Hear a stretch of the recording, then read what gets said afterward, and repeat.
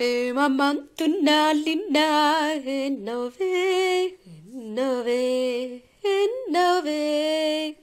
nove nove Sambatan ni mahina madre madre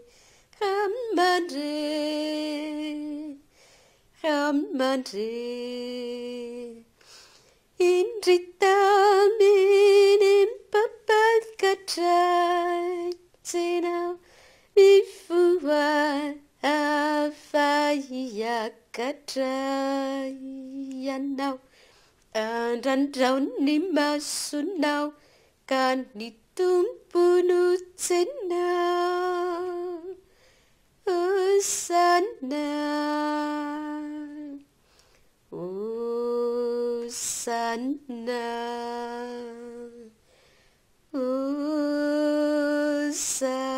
Usana Orira kawampu miyainu miyainu miyainu miyainu miyainu Nade mafini manzu mitsuru mitsuru mitsuru mitsuru Indritamin pampakatrakai Sinaw mifua afayakatray Yanaw Andandaw ni masunaw Kanitumpunu sinaw Usana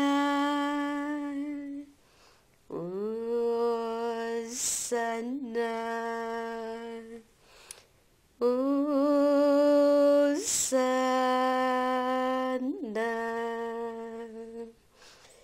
Mikael Tepe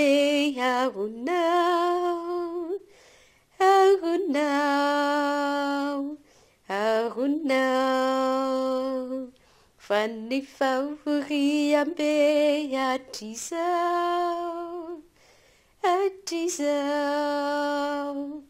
Atisaw Indritamin pampakatrakai Sinaw bifua afayakatray Yanaw Andandaw ni masunaw Kanitumpunu sinaw Usana Usana Usana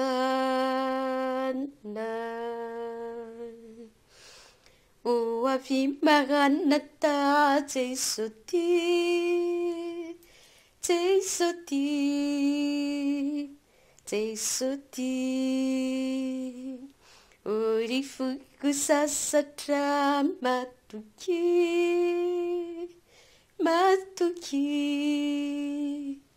Matuki Indritamin pampakatrakai Sinaw bifua afayakatray Yanaw Andandaw ni masunaw Kanitumpunu sinaw Usana Usana